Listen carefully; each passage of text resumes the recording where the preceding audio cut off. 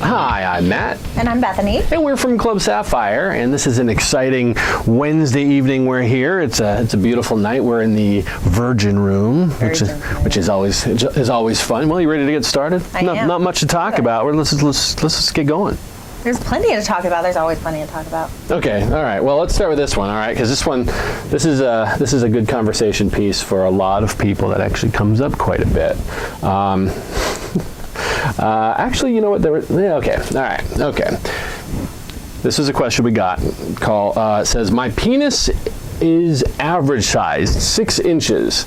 I feel this is probably looked at as substandard in swinging. Is this the case? How important is size in the lifestyle? How important is size to you? Well, it really depends. Size is, as long as you know what you're doing, size is not nearly as important. I mean, yes, it is something that will come up. Like, you are definitely not substandard. Thank you. I appreciate that. I tell people that, but it's nice when other people tell me that. But I've been with plenty of people that here at the club that 6 inches, that's very average for everybody, and I don't think that's substandard. Right. I think there's this kind of concept that people have that they get the impression from porn that they think a lot of swinger clubs are that same type of concept of everybody's hung like a porn star. All the women are perfect 10s and perfect fake boobs and amazing rock hard bodies, and although there are not that, but there are people like that. There are definitely people like that. But the majority of people actually the way all very average though. I think that a lot of the people here. You've got you and I sitting here doing these videos. We're normal people. That's right. Right. Well, I've always, a lot of people have asked me over the years, what are ratios at swinger clubs or at lifestyle resorts or whatever it might be, as far as is everybody a supermodel? And the best way that I usually describe it is like there's 20% of the population are just that, are supermodels, where you look at them and you're just drooling, going, wow, that is a gorgeous person, both men and women, and then 20% that you wouldn't be interested in, and then the other 60% are I'm doing my math right. Okay, the other 60% are average, just people that you would see at the mall, people that you would see at the grocery store, and that you wouldn't think twice about. Penis size. Well, yeah. Penis okay. size. Sure. All right. I think as long as for many women, it's kind of the work up to the sex portion of it that's really what's going to seal the deal for you. Okay. It is you have other things that you can use. You have your hands, you have your mouth, you have your toes if you really want to. Oh, that's kind of hot. If that's somebody's kink, using your toes. Know. Sure. Toes. Anyway, so it's the work up to it before you're actually having penis and vagina sex. Sure, exactly. Yeah, it comes up a lot that a lot of guys get nervous about penis size, and a lot of guys end up actually in a very similar vein. Okay, thank you. That they have issues with keeping it up. Is a very, very common problem as far as just being nervous about having sex with someone that isn't their spouse. And there's a lot of things going on too. Usually at a club like this, you've got other distractions in the room. There's just so many things that, Right, exactly. And so it's a very, very common problem for guys not to be able to keep things going or But you can keep things going. You don't have to have your penis erect to keep things going. Okay. You can keep things going in other manners, like I'm saying. Use your mouth, use your hands. Mm-hmm. Exactly. Oh yeah, no. There's definitely been times that I've just my penis isn't doing what it's supposed to be doing. I'm not embarrassed by that fact. I think it's and you're not yelling at it. I'm not yelling. Well, yeah. If you haven't heard that story, My wife Bianca was with a gentleman once. We were in an orgy situation, and he was very, very excited the whole day that he was talking to her about finally having sex with her. And then when it came down to it, when we were actually in the orgy, he got his chance and he couldn't get it erect, and so he started yelling at his penis. What the fuck is wrong with you? And he was just furious at his penis. That doesn't help your penis. Just your penis will not go, oh my, I'm so sorry. Here, let me get erect for you. It just doesn't work that way. So, but there are a lot of tricks, a lot of techniques that a wife or a significant other can do to help that situation, because it's usually there's a couple things. Sometimes it's nervousness. Other times it's what you had said, that there's a lot of things going on. There's people having sex over here. There's people having sex over there. There's a guy looking at you. There's this, there's a lot going on. Instead of being focused and having all your sensory experiences just focused on this one person, there's a lot going on. The other factor is just nervousness. And that happens a lot in the sense, especially when people are new and they're just excited to be in this situation. They've dreamt about it for years. They've talked about it with their spouse for a really long period of time, and they're finally in the situation. They're finally getting to have sex with someone that they want to have sex with. That isn't their spouse. Your spouse is right next to you, and they're just as excited as you are, and suddenly you can't get it going. So I have seen a lot of experiences where the wife of the guy who's having the problem will actually help him out. And that is a really, really awesome thing to do, where, for example... she knows the ways to touch him and what to do to get him to be erect again. Exactly. Or, she starts nibbling on his ear or whispering something sexy about what's going on, about this other woman that he's playing with, that type of thing. And oftentimes that will help very, very quickly. And that will get things going, because that will kind of change his mindset into, instead of worrying about things, which is the worst thing you can do, or paying attention to what's going on, suddenly you've got your wife just saying all these sexy things about this person that you're going to be having sex with. So it's pretty amazing that you can have that help, and that works. But back to the original question. I mean, having an average-sized penis. That's most people have an average-sized penis. Thus the term average-sized penis. So don't ever be concerned about that. I know a lot of women that have ended up with, or they've played with guys that have smaller than average penises, and that's the same type of thing as what you're talking about. If the guy knows how to use it, and even if it's not even that, if he knows how to use his tongue, if he knows how to use his fingers, he knows what else to do. It's pretty amazing. That actually reminds me of a story. We met this couple, older couple, years ago at a resort in Cancun, and the gentleman had he was very proud of the fact that he had a small penis. He couldn't really use it, but he also was an amputee, and he was up to here with his elbow. Oh. And that was his technique. Was, have you ever been elbowed before? And a lot. Kudos to him. Kudos to him. And well, he knew. He couldn't do one thing. He didn't want to, or whatever it might have been. Sounds to me like he couldn't do two things. Yes. And so he realized it's something that he was very talented at, with the fact that he could actually use his elbow on a woman. I was fascinating, because I'd never seen that before. But after doing this for so many years and seeing and talking to so many people in the lifestyle from all over the world, that you just kind of run into these different things, and it's just everyone has a different story, and that was his. All right, let's go to the next one. All right. Okay, I'm not comfortable playing with someone until I've met them numerous times. Is this normal? It's normal. It's normal for me, because that's exactly how I am. I generally will not play with somebody unless I've met them multiple times. Okay. I feel more comfortable having some sort of a kind of ongoing conversation with somebody, and knowing that they, can respect that space and my wishes. Sure.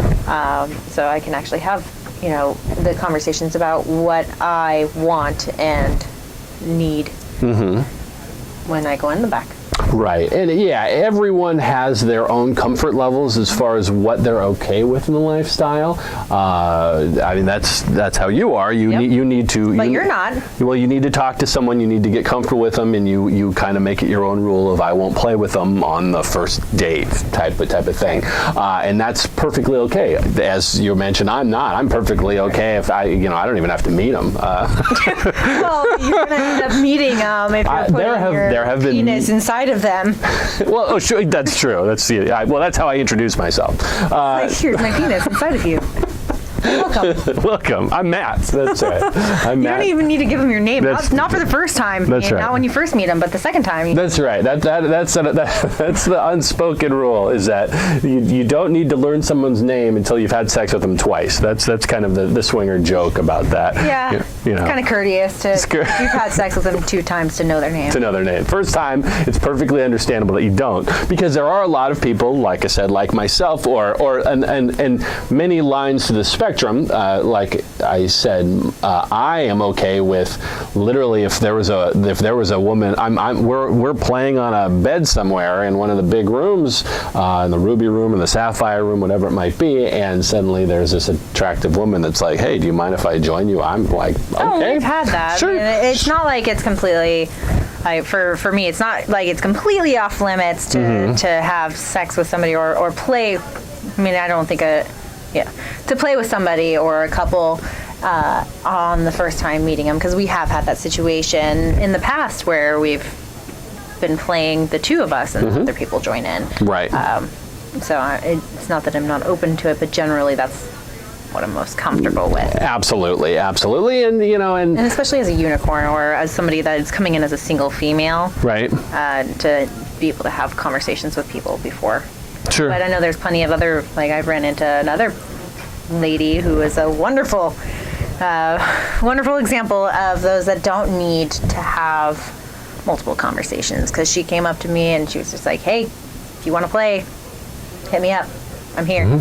Yeah, exactly. And some people are like that, and it just kind of depends on the comfort level of each person, and you can play as quickly or slowly as you want to. I do have a lot of friends that won't play with anyone until they've actually like hung out with the other couple and become friends with them, because that's what their comfort level is the fact that they don't want just playing with strangers. That's the great thing about this club, is there's so many people within this whole spectrum of ways that they do the lifestyle. Exactly. I mean, I can think of numerous occasions where Bianca and I have played with a couple, even though it was like the 3rd or 4th time we met them before it finally worked out, where we're all available, we're all here, we're all ready to play, and that actually worked out that way. And then by that point, the sex is better too, because you actually have much more of a connection with that other person. Or exactly. All right, I think we've got time for one more question. All right. Well, actually, it kind of goes back to what we were just talking about. Are sex parties discriminating when it comes to looks?